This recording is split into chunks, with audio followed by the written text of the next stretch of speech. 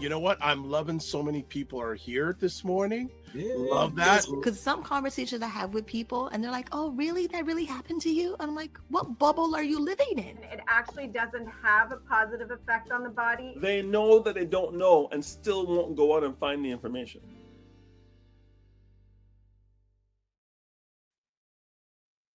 What is up, everybody? It's Dr. Vibe here, host and producer of the award-winning Dr. Vibe show, the home of Epic Conversations, and I'm the host of Epic Conversations, 2018 Innovation Award winner, 2020 Best Podcast News Award winner given out by the Canadian Ethnic Media Association.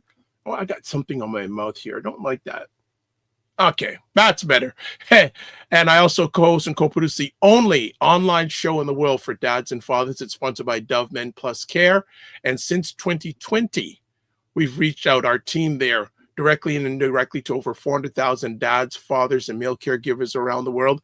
Actually, I've got an announcement about that coming up, but I don't know when I'm going to give it to you. But there is a good thing going on with that, but we'll keep it under covers. As always, I like to say you're blessed, highly favored, a magnet for miracles, and a solution for someone's problem. And we are broadcasting live on Valentine's Day. You know, I feel there's something on my lower lip here. Let me do this.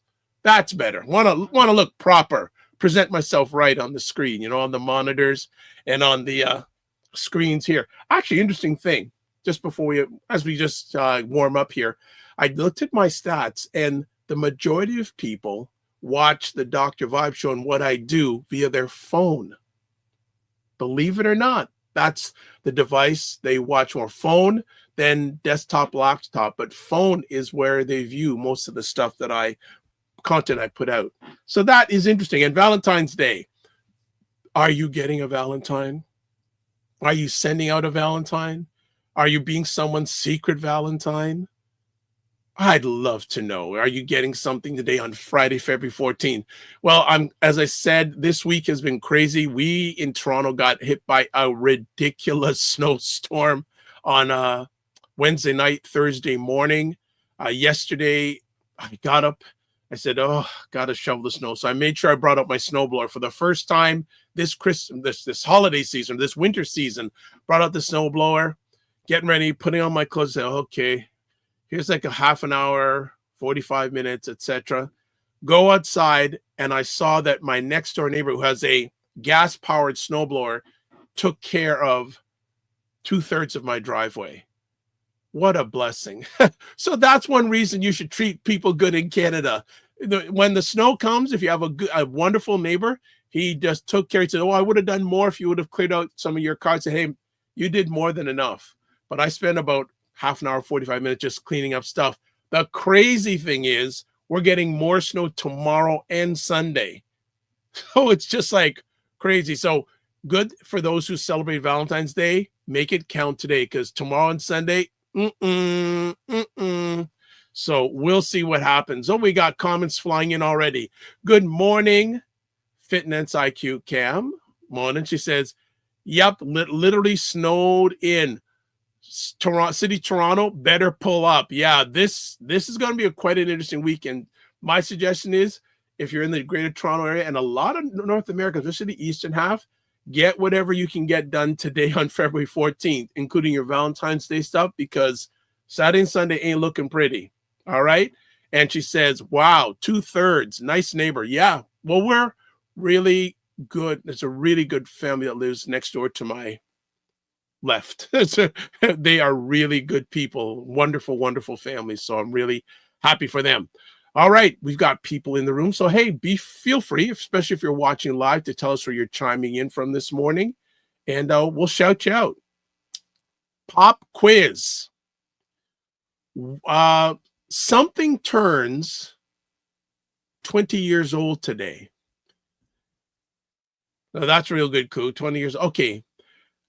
There's an online website that turns 20 years old today. I'm going to start dropping some clues and see if anyone knows what it is. There's an online website today that was discovered or created 20 years ago. Good morning, JJ Mars from Colorado. Good to have you already. Good to have you. How are things in Colorado? Did you get hit with a bunch of snow? Because we got hit this past Wednesday evening and Thursday morning, and we're getting more this weekend. Always a pleasure to see you. Okay, I'm giving clues here. Good morning. Google, you're close. The Macmillan Group is close. You're close. Google owns this website. So let's see if you get it now. Finance IQ says Google. No. Actually, Google bought this website. Okay, JJ Mars says we got a little snow. Finance IQ is right. YouTube. Yes, YouTube was founded on February 14th, 2005 by Steve Chen, Chad Hurley, and Jawad Karim, all former employees of the online payment system PayPal. So they were former employees of PayPal. So let me just read a bit for you. The three friends opened up the first YouTube headquarters above a pizza restaurant in San Mateo, California. The first YouTube video was published on the 23rd of April, 2005. It was a 19-second clip called Me at the Zoo, posted by co-founder Jawad Karim. The video shows Jawad standing in front of some elephants at the San Diego Zoo and has been viewed over 300 million times to date. Also, some interesting facts. How many videos are on YouTube? YouTube doesn't publicly disclose the number of videos on the platform, but 2023 research by the Atlantic, this is 2023, estimates there are 14 billion publicly viewable videos on YouTube. According to the news report from 2006, YouTube had 34 million monthly visitors who watch an average of 100 million videos a day. However, this has increased over the last 20 years. Yeah, go figure. Research suggests that the site now has over 2.5 billion active users, which watch around 5 billion YouTube videos a day. It's grown massively in popularity amongst young people since it was monitored. Now it's, 12 to 15-year-olds, 80% of them watch YouTube, are on YouTube. Now, here's the next pop quiz. What is the most viewed site? No, not viewed site. What's the most viewed video on YouTube? Any guesses? What's the most viewed video on YouTube? Let's read some more comments while I see one takes some questions. So Fitness IQ goes, why? She's happy she got it. The Macmillan Group goes, what percentage watch on their phone in relation to their desktop? We'll talk about that offline, Ray. I'd have to dig in my analytics, but it actually is not too much of a spread. I'd say around 45% watch my content on phone, and I'd say about 30 to 39 watch on desktop, laptop. Okay, Fitness IQ goes, where's my prize there? My time is your prize. And she goes, LOL, kidding. And then, good morning, Roger Dundas. It is so good to have my man, Roger Dundas, in the house. Him and his beautiful wife, his beautiful queen, Camille, are the power behind BuyBlacks.com, Black Canada's #1 online magazine. Anyone guess the #1 viewed video? Okay, also this. Wayne Harris, happy send money on my partner based on social convention day. Harris, you are so incorrect, but in some ways, you're right. Based on social convention. Well, there you go. Good to have. Anyone going to guess what's the most viewed website? What I keep on saying, what's the most viewed video on YouTube? Any answers? So Macmillan Group says a Selena Gomez video. No. JJ Mars says YouTube changed how many Black people view the news. Yes, very true. Oh, our producer got it right. Did you cheat though, producer? I want to know if you cheated.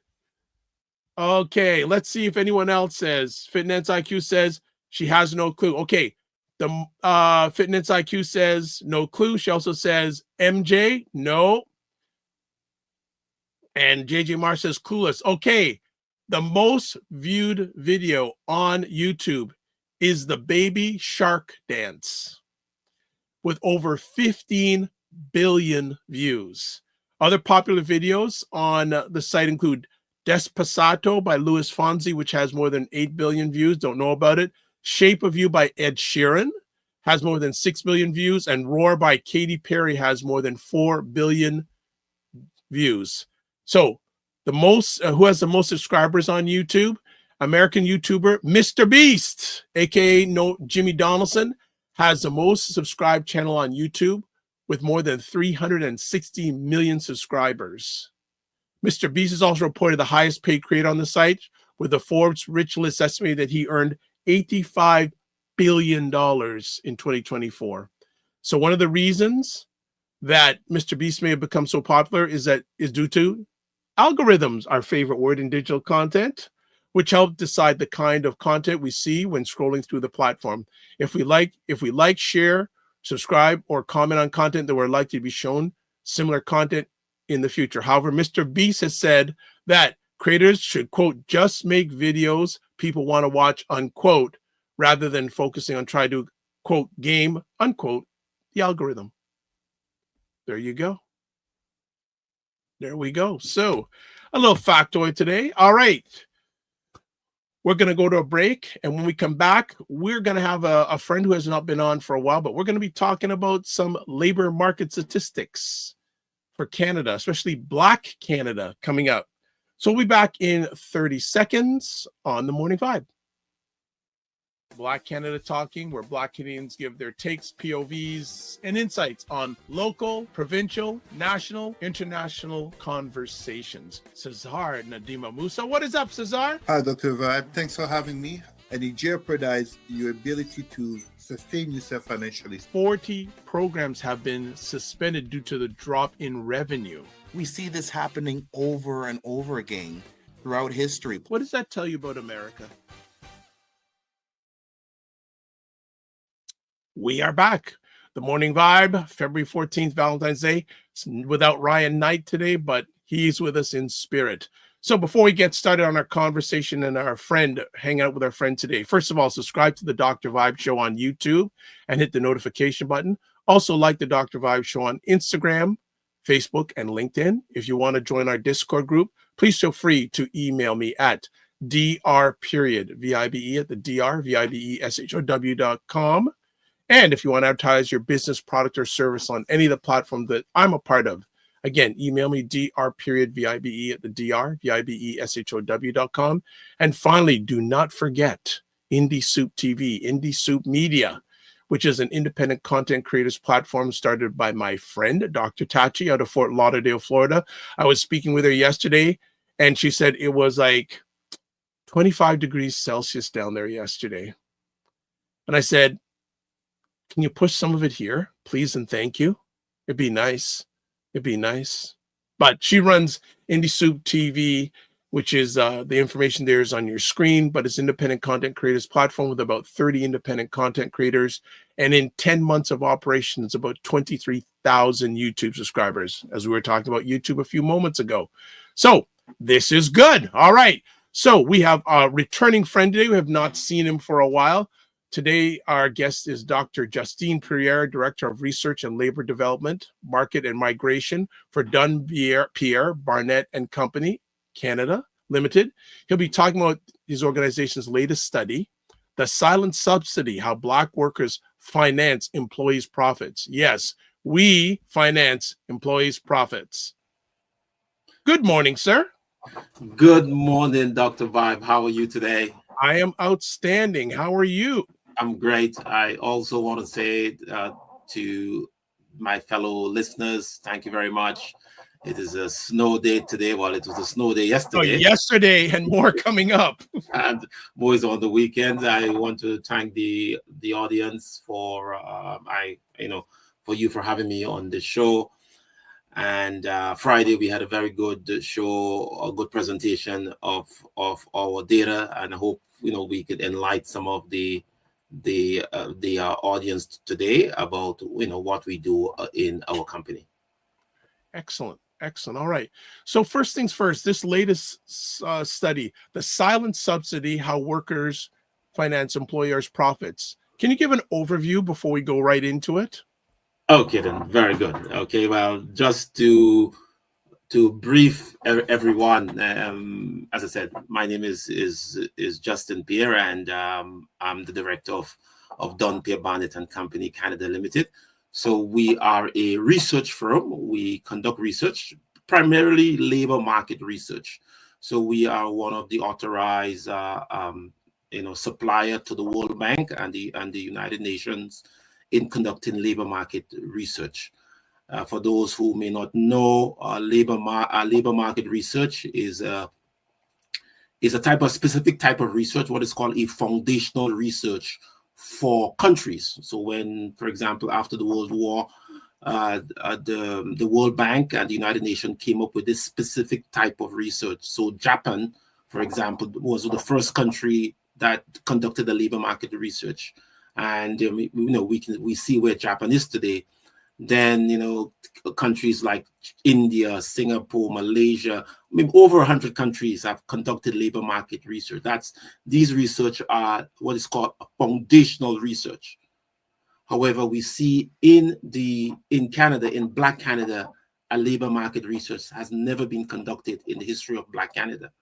And according to the World Bank, you see some of the issues exist in our system, in our community, that if a labor market needs assessment had been conducted, we wouldn't have these problems. So I just wanted to say that.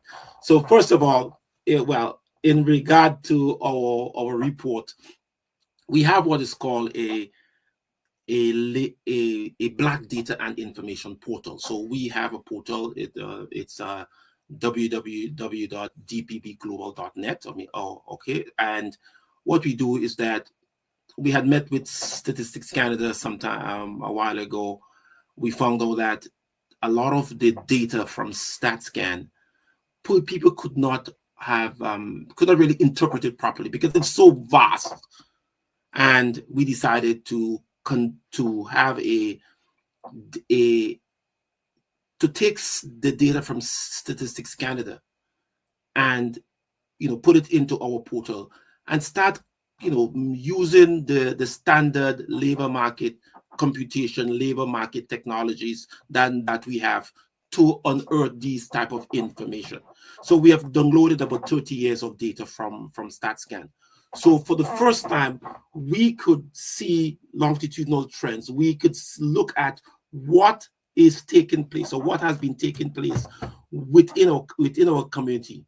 And since that we are labor market specialists, we sort of focus on the labor market, and we look at trends. We ended up looking at what is really happening. So what we found out, so for like 30 years of data, is that we found out that almost everywhere in Canada, Black people, I say Black people, we have been experiencing severe, we have been providing subsidies, okay, based on our race. What we found out that if let's say, for example, if a Black man and a black person and a white person, they're in the same job, they clock in on time, they go to break on time, they perform the same functions, just by one being of a different race, that person gets on average about $10,000 more than another person. And we saw that almost year after year after year after year up until 2020. So we have the data, we have the evidence, we have the data. The data can be verified through Statistics Canada because we have their data now. And we have found out that on average, Black Canadians, we subsidize the labor force about $5 billion every year. And what we found out that the largest subsidy come from health workers, people who are in the health sector, and they subsidize the profit of employers in the tune of about $2.6 billion. What we also found out, we have looked into the 42 fastest growing occupations. We have looked in all of the provinces, all of the industry, and we could not find any instances where a Black person and a white person have been treated in terms of pay equity that is the same. And this is something of great concern, because, as you know, issues with pay equity is illegal in Canada. Okay. I'll just start. So, what are some of the key findings from your study? Okay. Well, so one of the key findings, for example, what we found out. So there is something called, we group it as, and one of the main analysts, Janely Davis. Okay, what we group it what is called equal education for unequal pay. We found that that Black people are highly educated. They are, more on average, especially the Black women are more educated than the normal population, but they get lower pay than the general population. So we look at it from that. We found also that even though they have equal levels of education, but yet the Black women on average get about $15,000 to $16,000 less than an average Black man. I'm sorry, than an average white person. So we were very curious. So we looked at what is called, in statistics, we look at what is called unique identifiers. So we look through education, we look through language, occupation, region, hours of work. We could not find any disparity in other persons having that equal qualifications. The only differences we found was but based on race. So when we compare a Black man earns on average $16,400 less, and a Black woman on average earns about $21,600 less than an average white employee doing the same job in the same function. And we saw it almost throughout all the industries in Canada. Okay. Just catch up on some comments here. Dr. Tachi, I mentioned her name a few minutes ago. She is here. Good morning, Dr. Tachi. Give us the temperature in Fort Lauderdale today. Also, Althea Kador, and you watch a lot, Althea. Good to have you here. Did he say billions? I'm shocked with this information about that. Okay. Let's say Mignon Cam. Welcome. Mignon Cam says morning, and people with disabilities earn even less than that. And then Althea Kador comes back, says we are at an economic disadvantage. Yes. Okay. I mean, it's funny because what happens is that when we produce the report, people have been calling us and said, this cannot be real. This is not normal. We were of the opinion that we have to subsidize. The government is giving us funding and the government is subsidizing. Far from it. If you were Black in Canada, the biggest challenge in Canada, the biggest problem in Canada is that of pay equity. People are not paid for their worth, and employers do that in order to gain profits. Is that someone is qualified, so you're taking that person's qualification, you're harvesting that person's qualification, but not paying them for it. And then when we come into the whole idea of occupation segregation, so what we have seen, from the data, that Black people, especially Black people, they remain in entry-level position longer than everyone else. So someone comes, entry level, they will stay longer than everyone else, but also they are also terminated faster than everyone else. So you use the skills, you use the qualifications, but you do not compensate them. And we believe that this is illegal. The Canadian Pay Equity Act 2000, which was verified in 2018 and 2021, also say that is illegal. That is illegal. You cannot really do that in a place called Canada.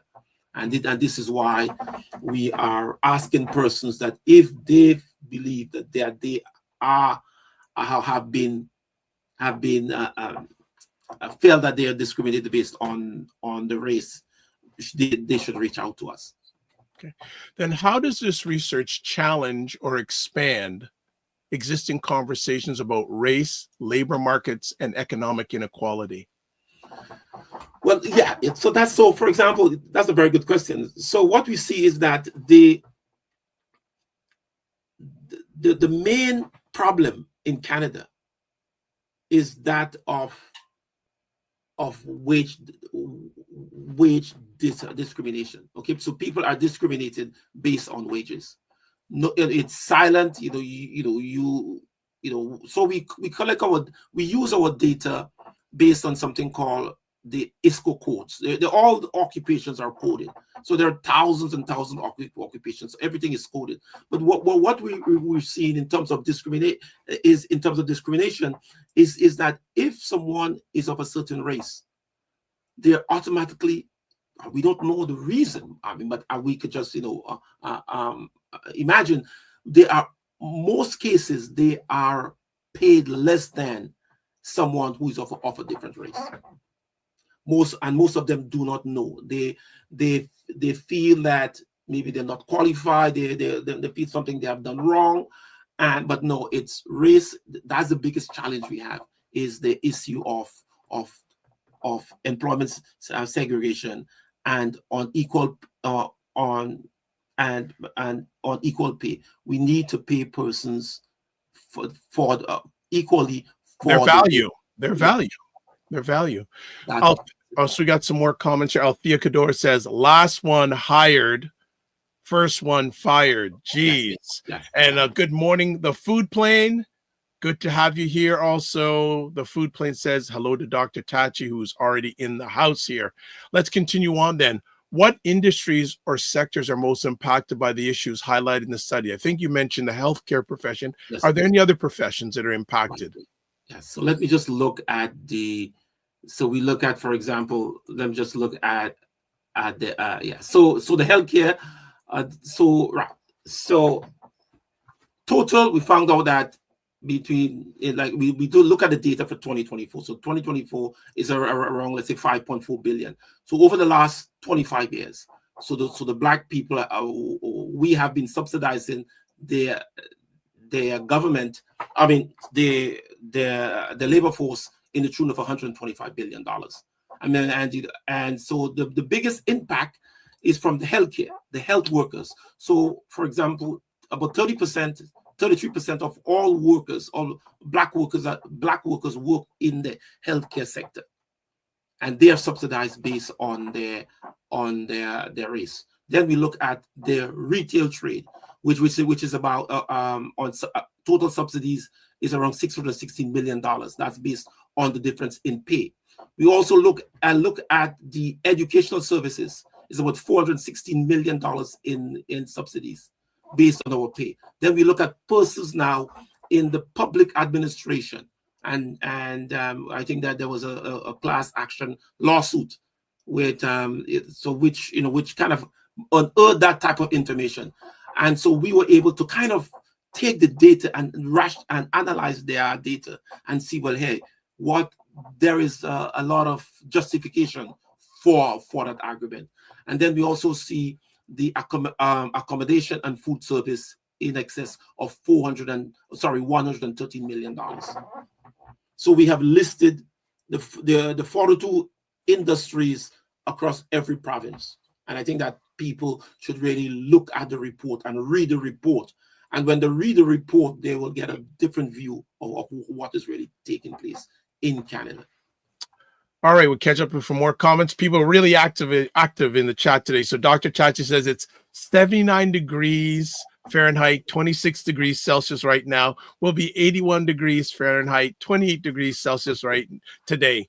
Good for you. She also says, hey, food plane.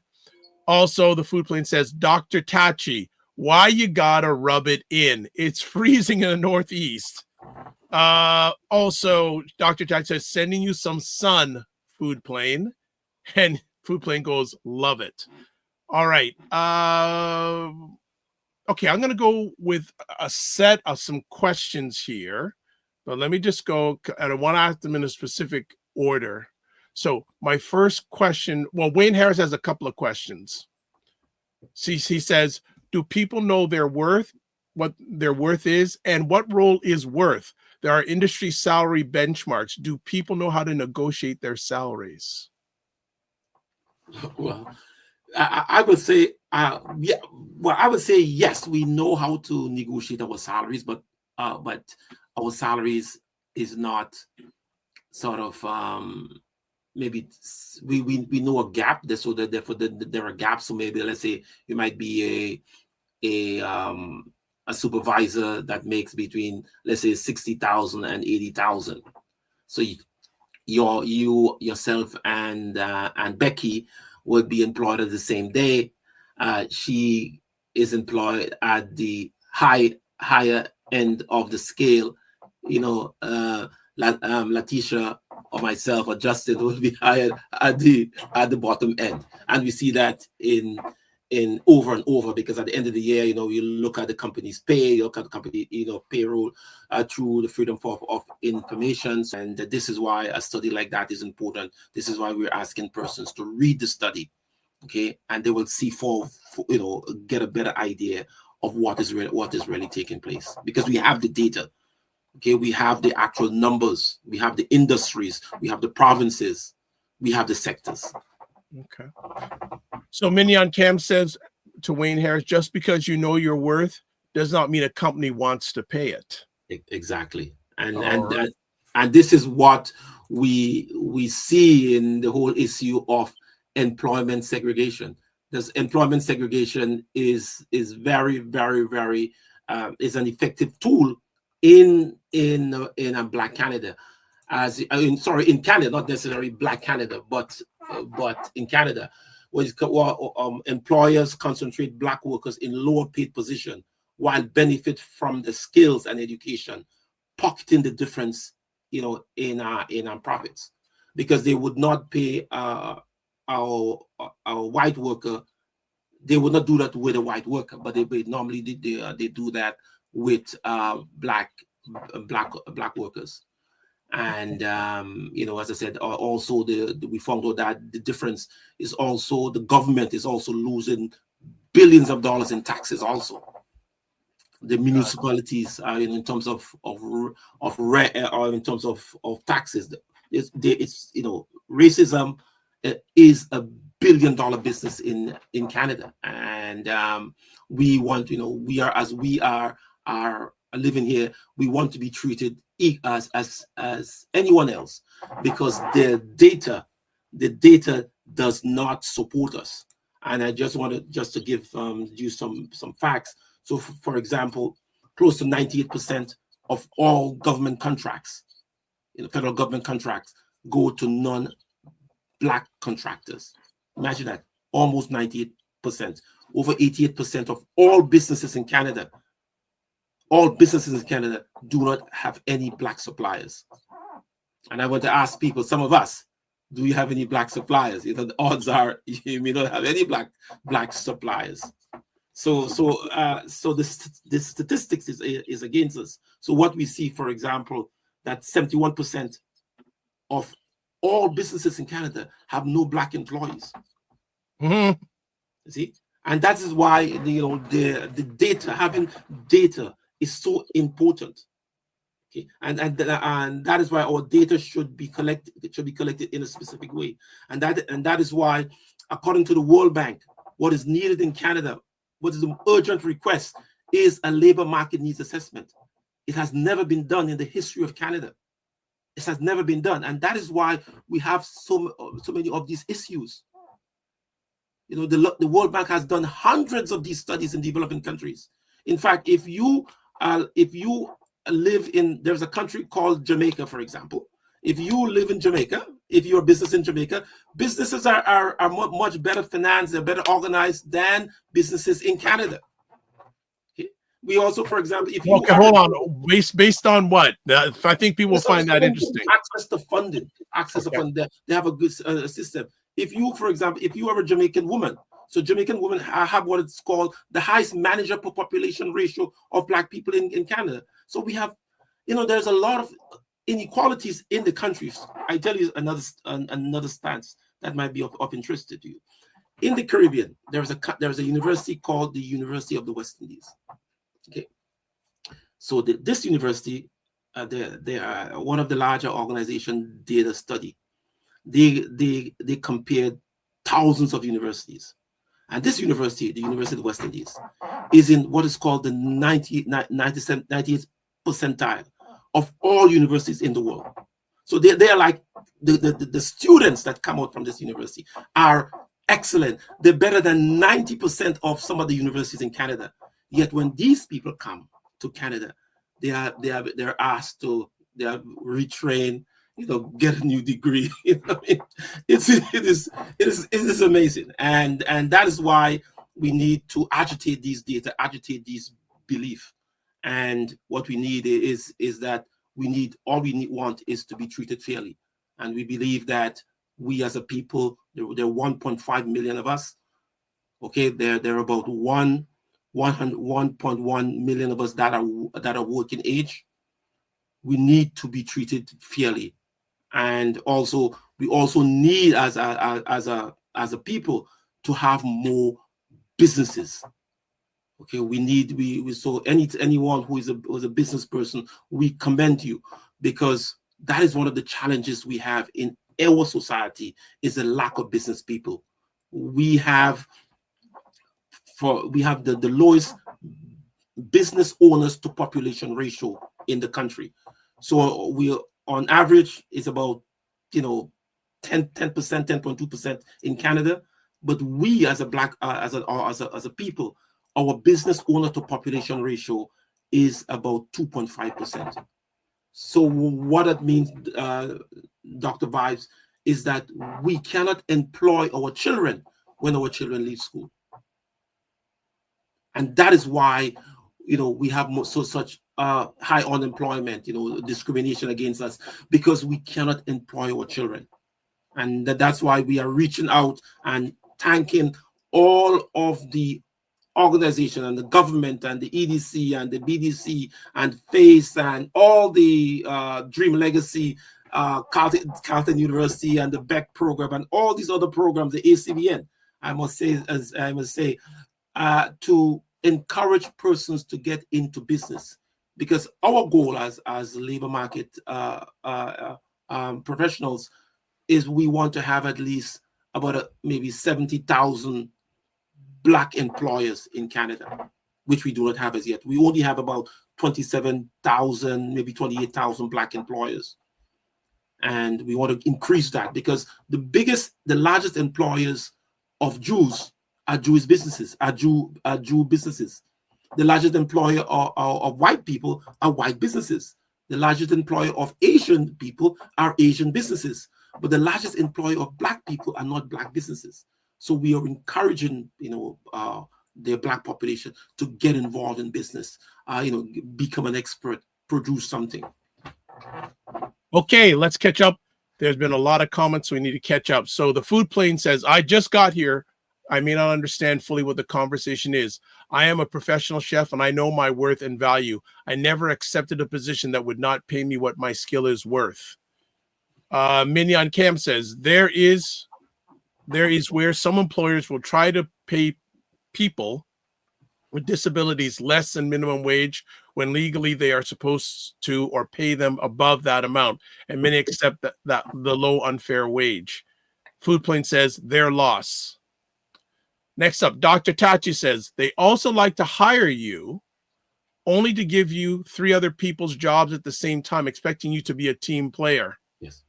Mignon Can says, then the higher unemployment rate with people with disabilities shows employers are not hiring them or not promoting them.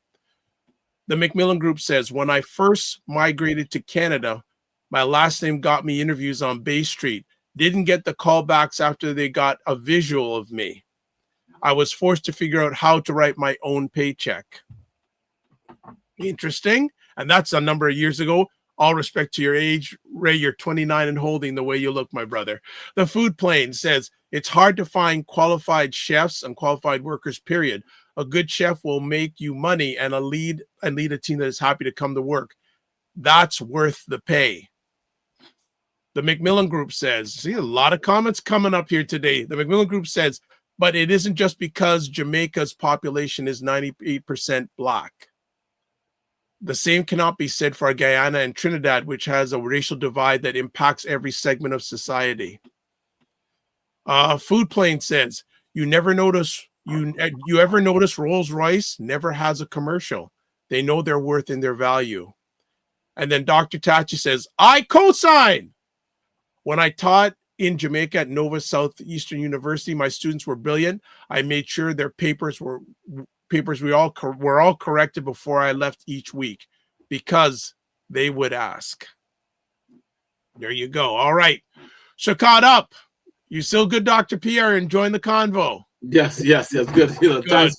Thanks for the comment. The comments, we have, and as I said, shout out to Miss Alitia Kador, who is who is in the audience. I did a show with her, and a lot of persons reach out to me. Congratulations. I heard that Mr. Roger Dundas is online. I want to say shout out to him.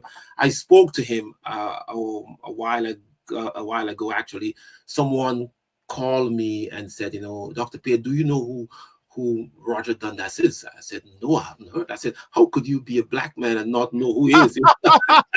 I said, well, what I got to do? He's like the number one guy in Canada. So I called him right away. I said, hey, I make sure I called him. We had a very good conversation. Very intelligent man, well spoken. I also reach out to his wife also on LinkedIn. So we try to do some commercials and stuff with him. So I think that and that's how we have to help each other, and we have to work within the community, and we sort of appreciate all the help that we're given, all the help that the government is giving us, but we as people, we have to unite together. In fact, less than 2% of Black people fund Black businesses. So we have to do it ourselves. We cannot wait on the government. We cannot wait on the universities. Remember that in the 50 years, the universities have never done a labor market needs assessment. But according to the World Bank, it is essential for us to move as a people. No country has ever developed, in a faster than when they did not have a labor market needs assessment. So you have, according to the World Bank, it's not my study, it's not my idea, it's the World Bank said a labor market needs assessment. Look at any country that the World Bank gives funds to. It is always, a labor market needs assessment is always required. Guyana got billions of dollars for loans from the government, from the World Bank, and they required a labor market needs assessment. Every country, St. Lucia, Turks and Caicos, Guyana, Jamaica, tens of countries all conducted a labor market needs assessment, except Black Canada, labor market needs assessment. So we want to reach out to the ministers and tell the ministers that, and those leaders, the group of 66, their group of the Black 66, the 66 of the most influential Black people, that we need to get a labor market needs assessment. Yeah, because data has no emotion. Exactly. There you go.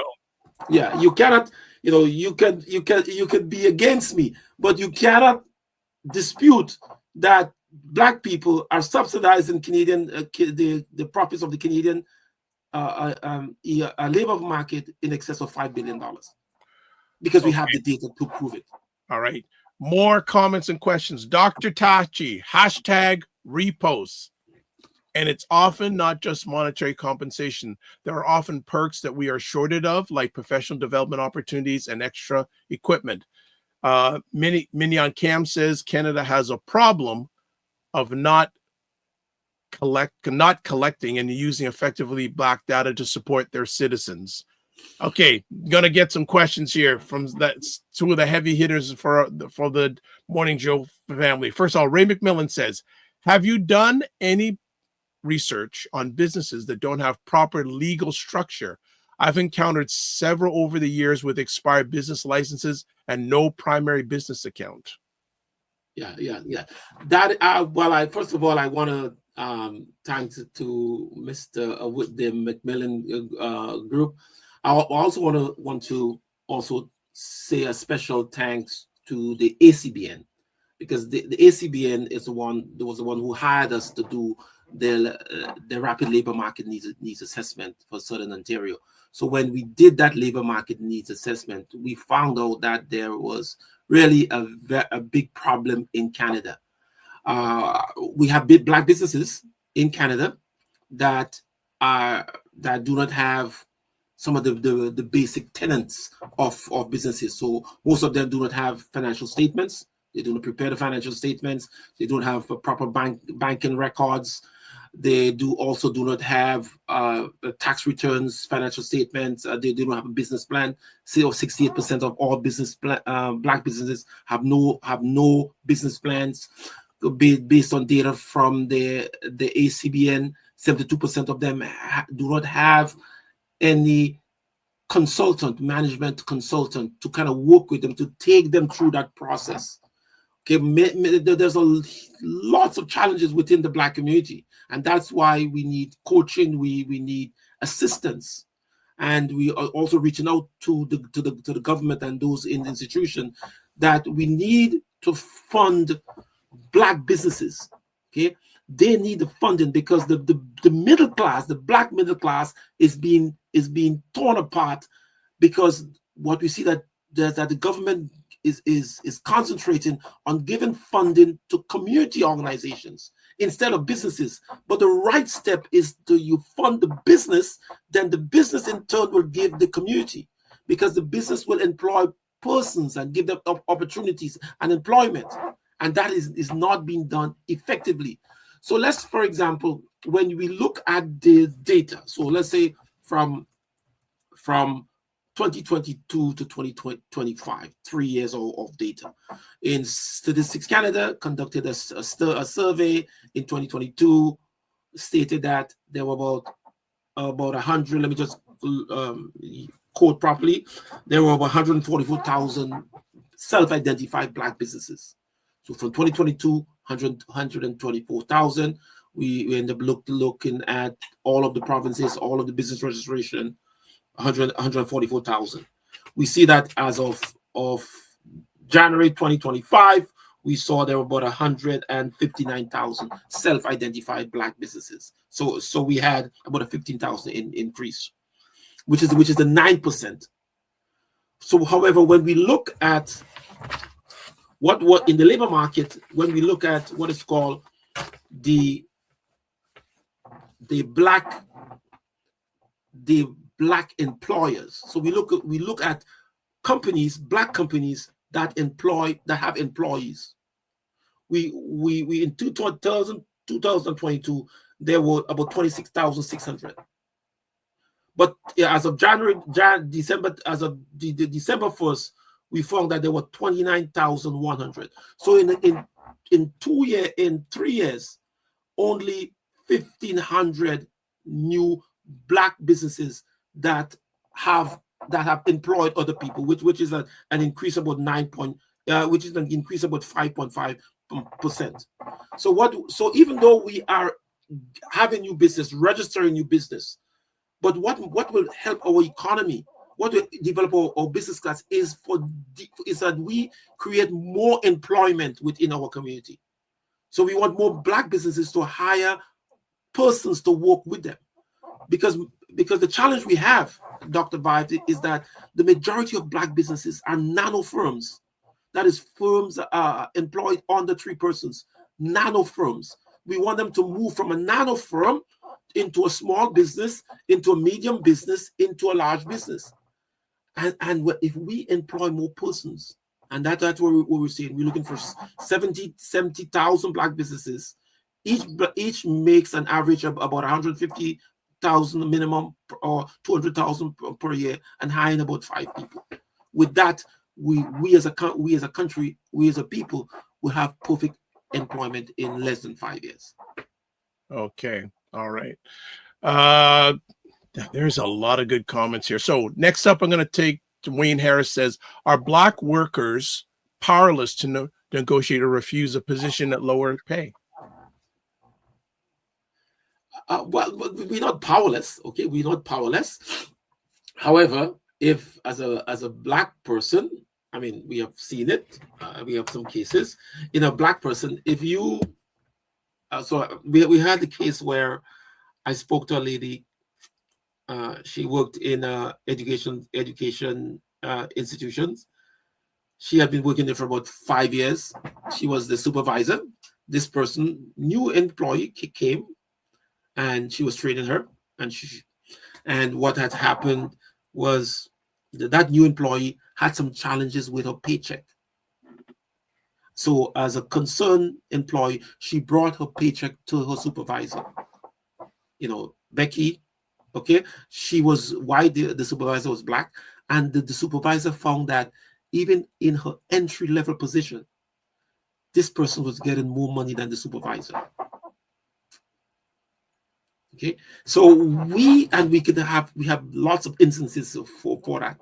So what was happening is that we may challenge our paycheck. Okay, however, what normally would happen is that either we may be dismissed afterwards.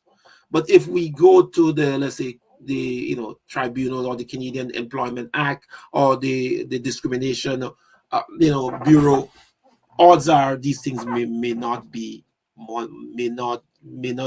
to our advantage, because in the court cases take years to and money. Yes. Okay. So All you right. have to make that decision. You have to make that decision, and that's why we're asking persons to join up, to unite. Anyone who has been, feel that they are discriminated, reach out to us, and then we will get to you, and then we'll tell you some of what is the best option. Because, as I said, it is illegal for someone to discriminate on you based on your color of your skin, gender, race, disability. Okay.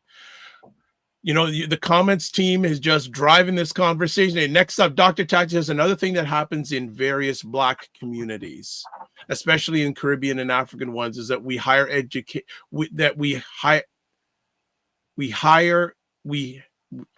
value higher education over going into business. We sometimes we end up being overeducated fools. So she says we prioritize higher education over going over business. We have overeducated fools. Yes. So what we see, for example, the most, as I tell, the most underemployed person in Canada is a Black woman, highly educated, PhDs, masters, getting little or nothing. Wow. When we did one of the studies, we went to some of them are cashiers, low wages. They have hundreds of thousands of dollars in debt with education, and they get minimum wage, because the employer now, imagine that the employer, Dr. Vibe, is getting all that value for nothing. And got it. And that's why the ILO recommends the ILO, which is the International Labor Organization, recommend decent work. So all we are asking for is decent work and opportunities, because when you have decent work, you commit less crime. The more educated you are, the less violent crime you can commit. Okay, if you get decent work, you will not commit. The odds are you will not commit violent crime. So by giving us opportunities, by opening businesses, by giving access to business, we will reduce the amount of crime we have and issues with Black employment. And it's not that not that difficult, because we are in a small enclave, 1.5 million people here. Another challenge, Dr. Vibes, is that our what is called our dependency ratio is very high. It's about 42%, 42%. When I say dependency ratio, because we are the youngest population in Canada, the average age of a Black person in Canada is 29.6 years compared to the general population of 41.2. So because we are young, so young, a lot of us who are under the age of 15 and over the age of 75, we are not working. So the rest of us they have to depend on us.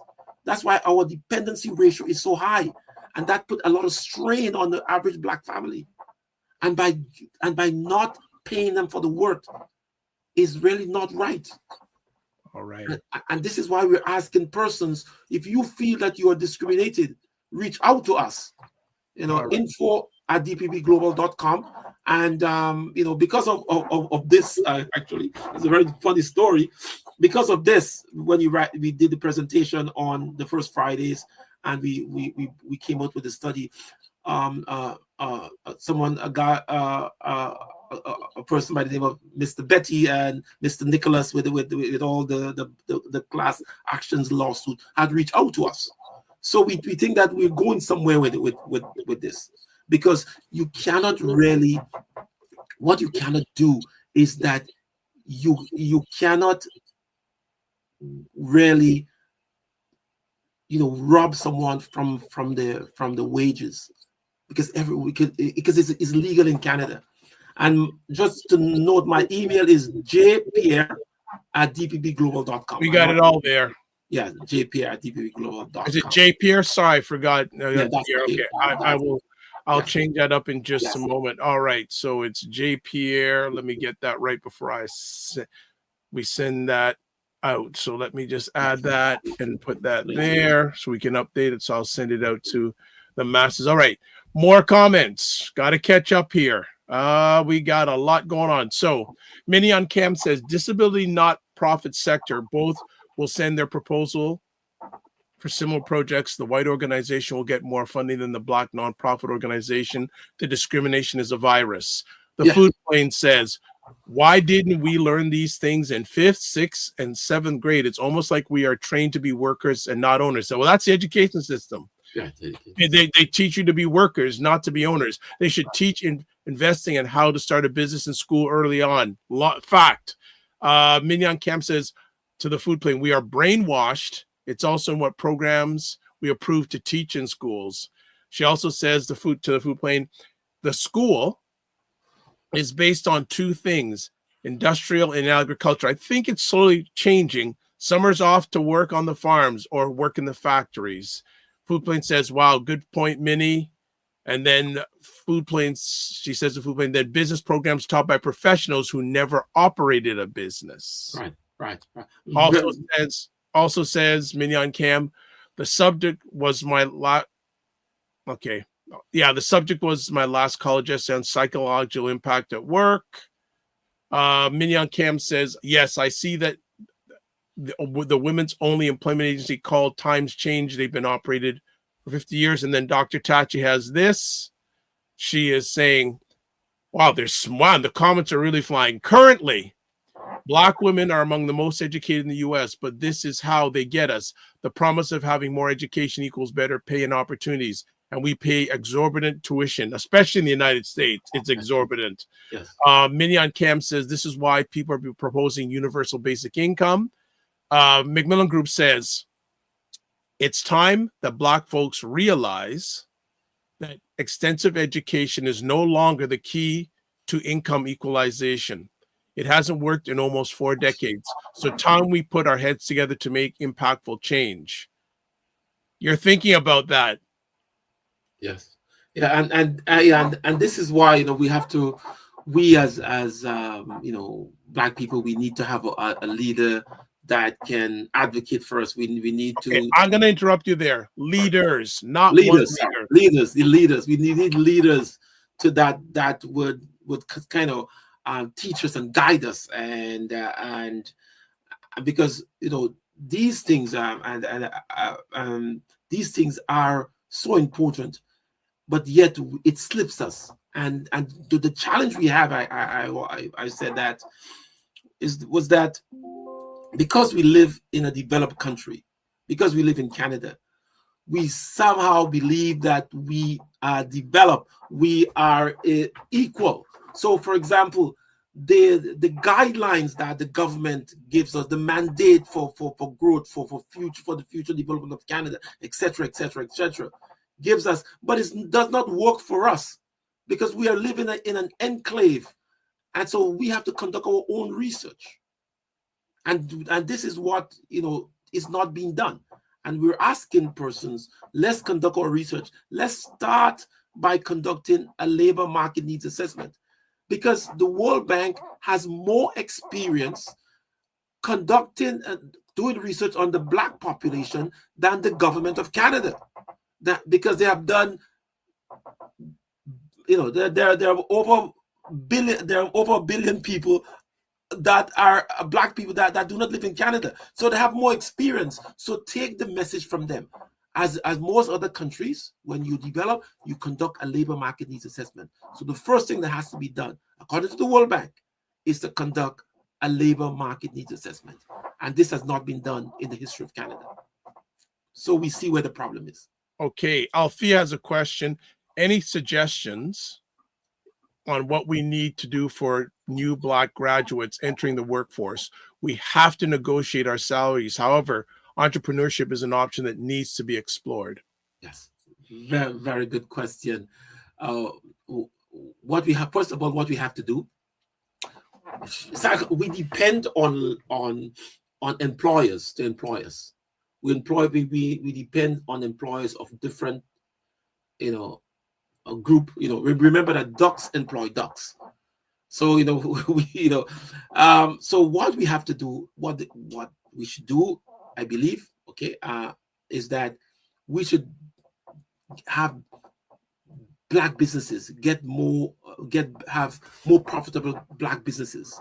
There are just there are very few Black businesses that make over $50 million a year, and what we see that we have to have more of them. There is a little situation in the Black industry in Canada, is that if you are a successful Black person, in fact, the more successful you are as a Black person, the more invisible you become. And this is something that has to change. Most Black people who are in business are not in the public, because what happened? If you are known as a Black business, most people would not do business with you. Okay, and we have seen that many of the Black businesses that we interviewed, they have no Black employees on the website, or no Black faces on the website. And this is something that has to change. So the majority of persons you see on social media are persons that are dominated in the social sector, nonprofit. But business people is very difficult. It will be very rare that you see them in the public light, except maybe West, with the Black North and Ali from TD Bank and a few other persons, but very rare you will see Black, successful Black Black business people in the public light. And this is a challenge. There's also a lack of mentoring. We need mentoring. We also have I'm gonna push back a little bit there. I say I don't think there's a lack of the right type of mentorship, qualified mentoring. You want people who have lived that story to be able to share that story. Yes. We have lots of mentorship out there. The question is it really good mentorship? Yes. All right. Next up, that this is a great conversation. Sorry. Bless you. The comment section is driving this conversation, which is absolutely. There's a whole bunch of stuff I wanted to get out of you. They're driving the ship. So Wayne Harris has a comment here. I've been selling and consulting for over 30 years, and I know that as a fact because I've known Wayne for over 30 years. I've sold to white and Black buyers. Which ones do you think come with more objections to move a deal? Where do you think I was more successful? I say from the data, okay? Just from the data. I'm blind, I'm a statistician, so generally we are the most hated person in any country. I'll say most objections come from the Black people, and you buy, most white people will buy from you. I know that that's the right answer. I know Wayne well enough that Is that that is the correct so? answer. Is that so, Mr. Harris? Just from It's the data, okay? Absolutely. Because we do not support we do not support why we do not support each other. Okay, and we have to learn to support each other, because the biggest challenges in our community still exists. The one of the challenges is that the lack of capital. And if you're a Black business in Canada, you will know that most financial institutions do not give credit to Black businesses. So if you're a Black business, it's very difficult for you to get credit. It's very difficult for you to expand. Because why? Because the Black business is the hinge between success and failure of any society, the business people. So if you empower the business people, you break the cycle. And this is what most people know. So it's very difficult for you as a Black person, if you ever have a business, to get financing. And be careful, they would not tell you no. If you apply for loan or credit, they would not tell you no, but they would not tell you yes neither. They'll string you along for a year, 2 years, 3 years. So we have to know that. Also, the lack of access to investment opportunities. That's another challenge we have in our community. We don't have, there is not enough Black business organizations. They're not Black. So in the States, there are over 40 Black organizations in that give access and give loans and funding to Black people. However, in Canada, there are about maybe 4 or 5, a few other persons, but they're the Black, the ACB and a few others, and we have to thank them. But we need more access to funding. And one of the challenges we have, obviously, what I mentioned before, is about the procurement. Over 98% of all procurement contracts from the government of Canada, okay, go to non-Black contractors. So look at that, okay, non-Black, okay. And then we also have something called institutional partnerships. So we do not partner with other organizations. We also need, as businesses, if you're as a Black person or operator a Black business, what you need to do, for example, you must have non-Black clients, because you cannot exist. That's right. In Canada, fact, without having white non-Black clients, whereas 68% of all Black businesses have only Black clients. It will be difficult. So a lot of things we have to learn, and that is why a labor market needs assessment is very, very important. We also have to thank Beck for their study. We also have to thank FACE and all the other organizations that try to bring opportunities for Black people. Okay, I'm going to catch up on a whole bunch of comments in a short period of time. Then we're going to have some other questions. Like I said, we may need to do a part 2, because there's a whole pile of things that I haven't even got a chance to ask you, but this is good when the audience is driving the ship. So the food plane says, starts with parents being leaders. Mignon Cam says, food plane leadership is a skill, and if the parent didn't learn it or develop it, they cannot teach their children. Food plane agrees, exactly, Minnie. Okay, seems that my producers are not keeping up here. Okay, Dr. Tati says, the food plane, true. Though I'm not sure that some parents know how to lead in this way. They may give children well-meaning advice, like to get to 17 degrees, but it can end up being it can end up not being fruitful. Food Plane again says, true, Dr. Tachi. Next up, Mignon Camp says, my career came out of ignoring my parents' advice they gave me to explain. They hated their jobs and I didn't want to live like that, which is a lot of what younger people don't want to be that way. Good morning, the office of Tim Frey. Morning, everyone. Good to have you here, Tim Frey. Dr. Tachi says, Mignon Cam, exactly. which is a good reason in their eyes. My parents thought I should go into medical school or become a scientist. I looked at them like, yeah, well, and my own thing. My dad wanted me to become an accountant. And true story, first semester, I did terrible in accounting and I transferred in that program. Best thing I ever did, because I don't think you could have seen me as an accountant with my personality. Next up, Macmillan Group says, we have to stop sending our kids to university. It doesn't work. We have to advise the needs in society and channel our kids into those directions. The ROI, the return on investment on university, isn't there, especially in the United States too.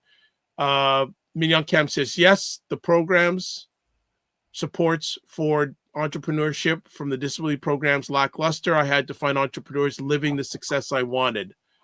Food Plane says, I wish leadership and the mentoring was done by parents. However, what to do if there's not happening for someone. Okay. Mignon Cam says, Dr. Tachi, yes, I thought they thought I would be a lawyer. No, I get ChatGPT to explain my contracts and then hire a lawyer as needed. Food Plane says, yes, we need more mentoring programs. Perhaps the church can get involved as well. Dr. Tachi says, the Food Plane, there are so many groups that assist in the job of mentoring. For example, Delta Sigma Theta, we have 3 groups dedicated to developing youth in STEM, business, and more. Mignon Camp says, Food Plane, the church is not the place for the business mentoring ship. Dr. Tachi says Mignon Camp with a smiley emoji. Then the Macmillan Group says, I don't think it's always a lack of support, Dr. Pierre. I think it's a lack of visibility. Limited funds limits exposure. Many have no website or Google profiles, so you can't find them. That's true. That is a good point. And I'll bring up a really quick example. I've mentioned it before in the past. A number of Black nonprofits got a pile of money 5 years ago from the Canadian government to help with Black entrepreneurship. So I reached out to 20 of them. Some of them didn't even have websites. Yep. And then of the 20 that I reached out to, and I basically said, hey, congratulations, son, my name is Dr. Vibe, would you like to come on the show? How many responded, Dr. Pierre? Maybe less than 5, maybe. 1. Yeah. Okay. And you remember that in the Black, we did based on the freedom of information. We also did a count of how many non-for-profits. I think Black non-for-profits are like maybe around over 1,800. So it's a big business in terms of non-for-profit, and we also want to thank. We do not one of the challenges we have, for example, within our community, we do not know each other, who we are, and that's why I looked on Buy Black, Mr. Dundas's Roger Dundas's website. They have a directory of Black businesses.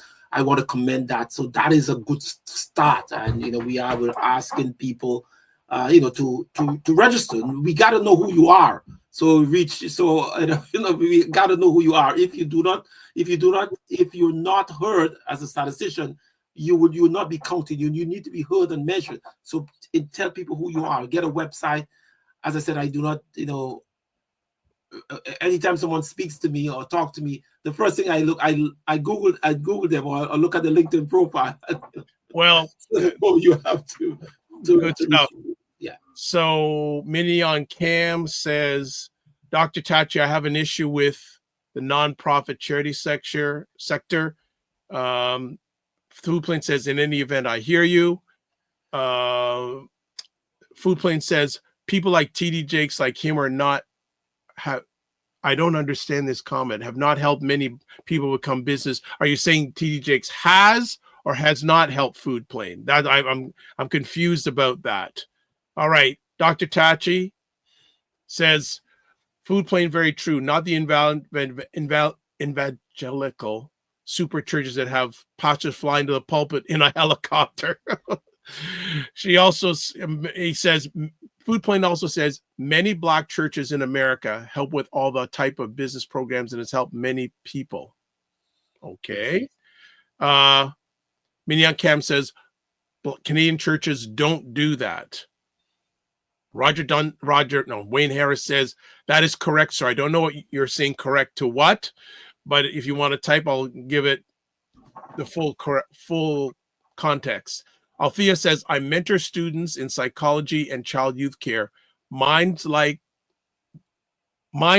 offers internships to Black students and students of color. One of my students received 100% on an exam based on the information I shared with her.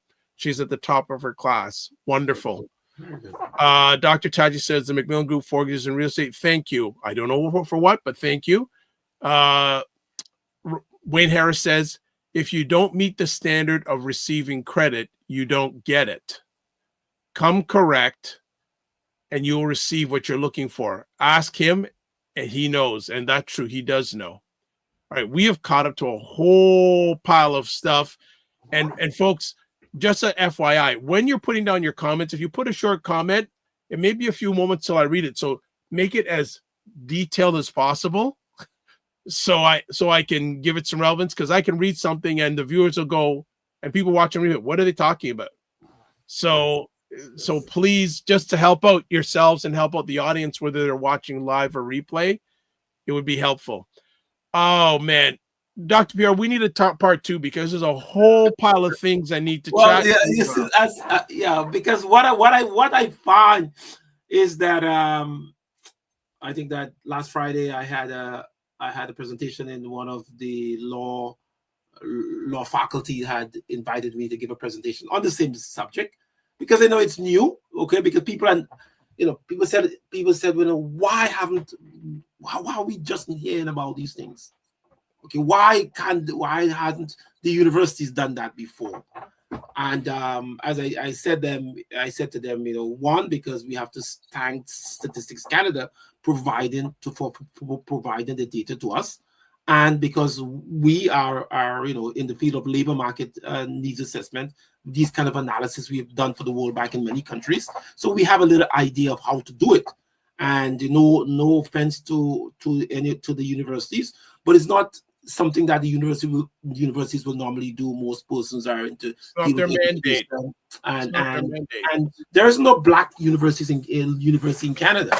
So we are Black focused, Black oriented. We all Black people. So our mandate is to support the Black population. So we'll do anything as a research firm to support the Black organization. And we're asking people to reach out to us, come on our mailing list, and we'll provide this kind of research every month. We produce a report, some issues relating to Black people, and information is important. Data is important. Data is key, and just reach out to us, and every month we'll supply you with that kind of information. Right. Some more conversation piece before we have to close it out. Dr. Chachi says, Dr. Vibe, remember that society has pushed mainstream media as the only media that matters. And so folks approach independent media outlets as not worthy of their time. We change that narrative. Yes, Dr. Tachi does that. I do that. Many other Black content creators do that. Wayne Harris says, other communities sell to everyone. Black businesses usually only focus on our community. Yes. My business is universal, so is Ray's. We take care of anyone who wants to work with us. That's it. The Macmillan Group, the not-for-profit is for profit for many of the creators. Apart from ACBN, I have no contact with any other not-for-profit in almost 3 decades of doing my thing.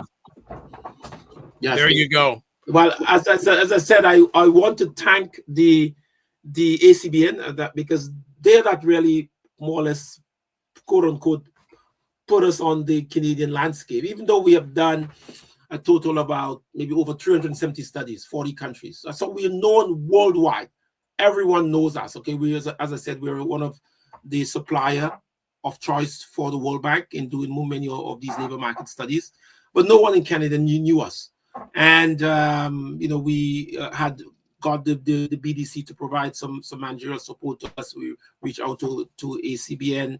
We conducted the study.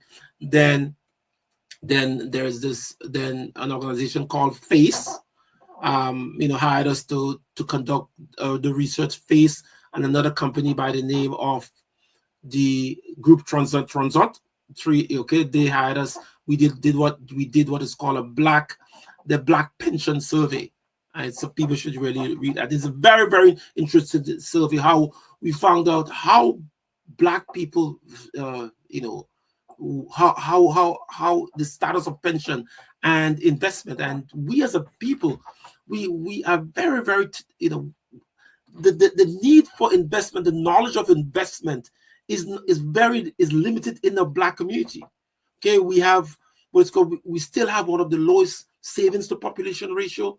We have the lowest investment to population ratio. I think less than 14% of us have stocks or term deposits. I mean, the data is shocking, and that is why we have to reach out. We have to start investment. We guys like Mr. Wayne Harris and other persons and who investment. We have to start investing, buying a stock, buy in investment. We for example, we looked at we have what is called the highest renter to population ratio. But what is important, we looked at what is called mortgages within the Black community. On average, there are about 57% of Black mortgage holders.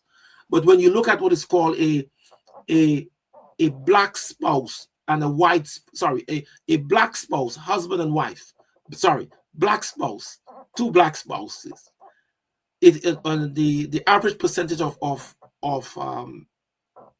mortgage about 27%. But when you remove a Black spouse and replace it with a white spouse, that percentage goes up from 27% to about 54%. So just something as race affect mortgages. Mm-hmm. All right.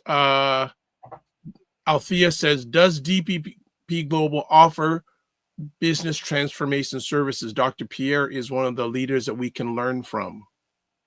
Well, I mean, I don't know if I'm a leader per se, but I mean, I'm a statistician. I produce data. As I said, statisticians are the most controversial people. We are the most hated. People don't like us. However, we do offer business transformation services. We have different packages, and we have to, because we cannot do it alone as a small firm. Even it is challenging for us because, as I said, it's very difficult for a Black organization to get funded in Canada. So we reach out to investors who have invested in us. We thank them for that. And we also thank organizations like the BDCs to provide support, FACE, Alterna, all these organizations. The Black Opportunity Fund has had to reach out to us. So we thank everyone for their assistance. But however, we are in the development aid industry. It's a huge industry. It's a $500 billion industry. But we are maybe one or maybe the only really Black organization that is making an impact.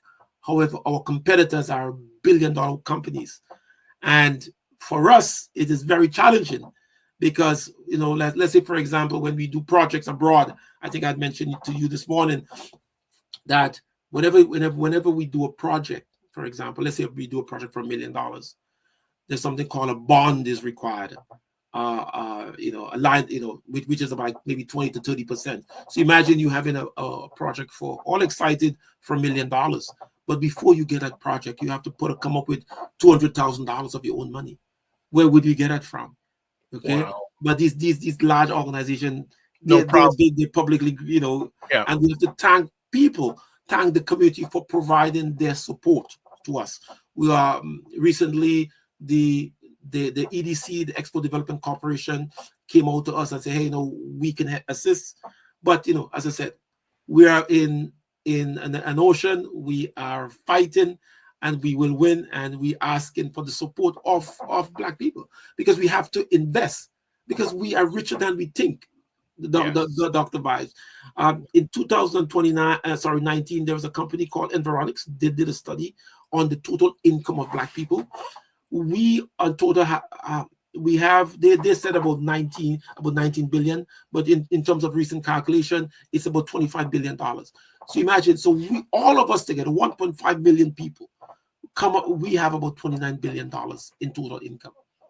Okay. So $25 billion. If we save 10%, or $600, or we can support 20 black businesses, 100 black businesses per year. Okay.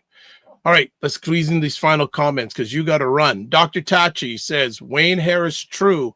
However, there are also businesses that we have started to fill in a gap to service us. We can't very well sell black hair care products to everyone. Wayne Harris says, Dr. Tachi, I hear you, but we can also sell hair care for their hair and bring the money back to the community. They sell to us. We should sell to them. And then he also says he's correct. The black businesses are more difficult to work with and for smaller deals. Yes. Yeah. Oh, okay. All right. That's good. On that note, Dr. Pierre, you have to say when you're coming back, because there is all, you know, we haven't even really got into the study yet. There's so many things I want to, but I think I feel that you've enjoyed the conversation. Well, yes, it has been worthwhile. As I said, that we're a research firm, and data makes you angry. And we do research that no one think will do. Statistics Canada. We just this week I met with someone from Statistics Canada, and they even admit their study, their website is very hard to navigate on the website. It's very difficult. So that's where we come in. So we take their data and we compartmentalize their data. Black research, discrimination, health, mental, all of we put them in different categories. And so we have like a list of about 200 of the most popular requests from StatsCan on the black population, and we have it in our portal. And our portal is called it's our Black Data and Information Portal. Persons could access it at dpbglobal.net. So we have our website is dpbglobal.com, but the portal is dpbglobal.net. So we have a lot of information. We have good technology. We also have what is called a labor market information system, that we can take the information from job posting, from classified ads, etc., put it into one system. And maybe later on, sometime I will be reaching out to Mr. Dundas to see if we can incorporate what he has together what we have and make a system, one system, and also the ACBN and the Black Chamber to make one system that is unique for black businesses, because we have to collaborate. Very true. So as we let him go finally, but he has to do a part 2 sooner rather than later, because there's so much more that we have to. But people can donate to black research. We want people to go on our website, make a donation to black research, because this is where we get the funding. Research is expensive. It comes up from our own pocket, and we do not get funding for the company for that. We ask people, because if the company supports us, if the community supports us, we can do more quality and more in-depth research on any type of a request you have. So tell us what you want the study to be done on, what's your concern, and we will conduct the research for you. 100%. And I also reach out to some of the students at the York University of Toronto who reach out to us, and we provide assistance to them. Good stuff. So if you're watching this live on the replay, there's the website dpbglobal.com. That's what it looks like. If you want to get access to the report on the website, you look at my cursor, you click on order report, and you go to this one right here, process or propaganda, a report card on racial reckoning, and you can add to cart, or you can click on, you get some more information of it right there. Yes. All right. So that is it. Dr. Pierre, I'm going to reach out to you today because we got to talk more about this report. Like I said, I got a whole pile of conversation about this report. Yes. Dr. Tachi says, thank you so much, Dr. Pierre, for this informative session. Yeah, I want to thank you, the audience, and as I said, and that is what research done. Persons for the last week, since we have completed this research for the last 10 days, persons from the government, from Statistics Canada, from law office, from everywhere are saying, this is not. I cannot believe that. How could I thought black people were poor? How could we be subsidizing We're not poor. employers' profit? We're not poor. I know It's what we spend our money on. Yes, Scotiabank.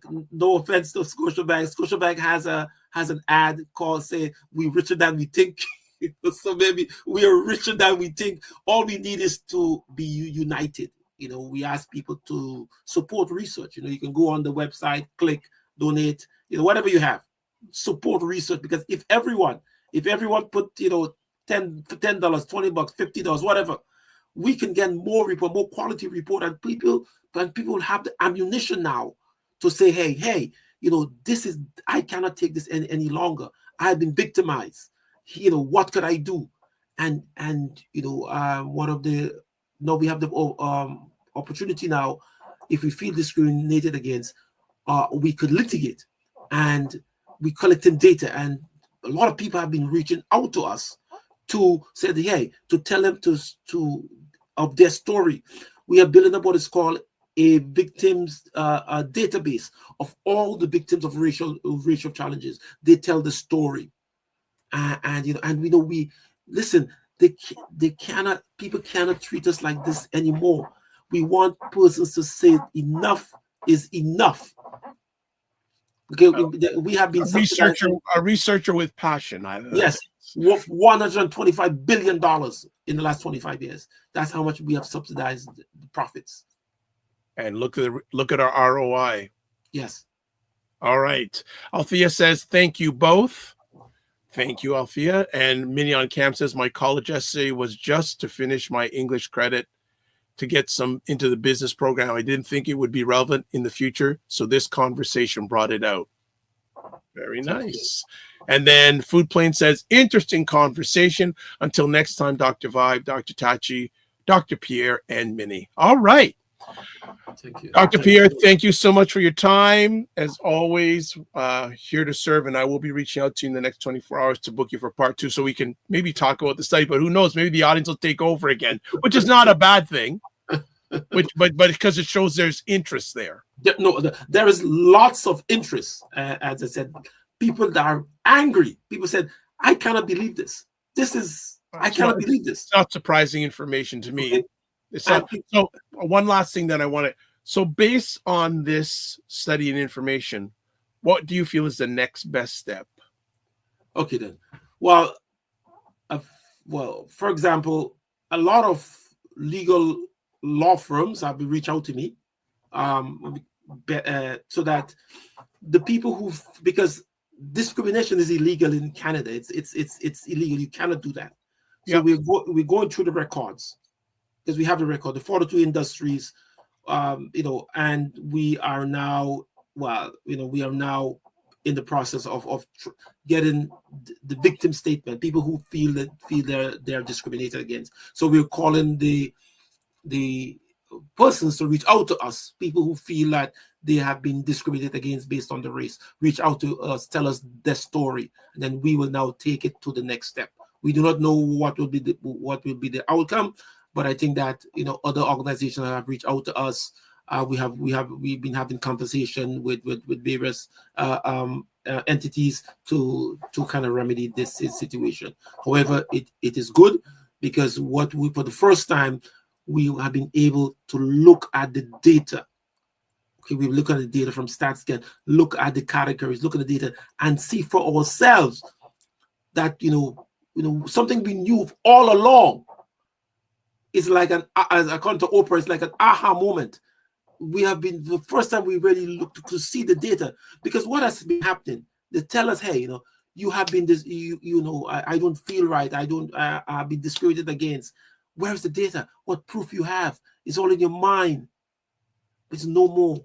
We have the data to prove it. All right. And we will use that data to the full extent. Love that. Get a picture with Dr. Pierre, like his hand like that. have some data in one hand and his hand like that. Yeah. There you go. I called it to a friend of mine, you know. He said, Dr. Pierre, you are like the data Don. I've never heard someone who could All right, the data stats Don. like you. But I said it's our industry. I read Statistics Canada reports maybe on a daily basis. I mean, we read all because it's a part of our industry. I'm not a lawyer. I'm not into law enforcement. I don't know anything about healthcare. But what I know is about statistics, data, labor market, and I make it my study. And because I'm a consultant, I should know. I do not want anyone to know more than myself in that industry. So Data I is try your to jam. read as much as possible. Data is your jam. All right. The Data Don. That's his new title. The Data Don. Data Don, as always, thank you for your time. As always, Thank you don't very much. manage your time, manage your energy. Remember to give yourself grace. And if you're not making money, make history. Try to do both and make it better. Take care. All right, everybody. That is it. Wow, we could have went on forever. And family, you drove that conversation. You should see. I got a page or two of questions I wanted to ask. Hey, it's all about you guys. As long as you stay in the lane, we're all good. So that is that. All right. So let's do some things before we kick it out for the day. Please subscribe to the Dr. Vibe Show on YouTube and hit the notification button. We are finally past 1,670 subscribers. Yay. So let's next go for 1,680 subscribers. Also like the Dr. Vibe Show on Facebook, LinkedIn, and Instagram. Join the Morning Vibe Discord group on Discord. DR.VIBE at the DRVIBESHOW.com. Then advertise your business product or service on any of the platforms that I appear on. That's better. DR.VIBE at the DRVIBESHOW.com. And you can watch replays of the Morning Vibe at the Dr. Vibe Show on YouTube, Facebook, and LinkedIn. And also ACBN Business, that's Afro-Caribbean Business Network on Facebook, and Ryan Oneil Knight on YouTube. Oh, yeah, we have to get the contact information. Yes. All right. Thank you, producer. This is why it's great to have a producer. Cover the blind spots. So if you want to get a hold of Ryan, website Ryan Oneil Knight, and that's KNIGHT.com. LinkedIn, Ryan Oneil Knight. Instagram at Ryan.Knight99. Email address, workwithme@RyanOneilKnight.com. If you want to get in touch with me, if you do, first place, there's a website, the DRVIBESHOW.com. YouTube, Facebook, and LinkedIn, The Dr. Vibe Show. Instagram, at The Dr. Vibe Show. X, at DRVIBESHOW. And email address, dr.vibe at the drvibeshow.com. You can also catch me at Blue Sky at drvibe at bsky.social. That is it. We are done. Coming up on Monday, I think it's going to be an open mic Monday. So whatever you want to chat about on Monday, it's Family Day in the province of Ontario, which is a provincial holiday, but we will be broadcasting live. Thank you very much. So anything you want to chat about, because I don't think we have a scheduled friend coming up on Monday. So anything you want to chat about on Monday, as long as it's respectful, we are open to have that conversation. This is how we finish off. Live your life as a dream. If you can dream it, you can make it.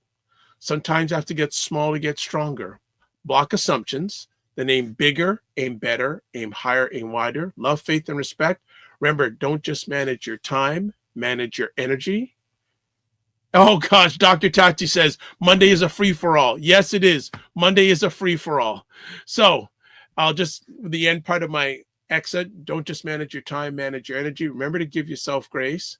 And if you're not making money, make history. Try to do both and make it better. We'll see you. Be well, keep the faith. Take care.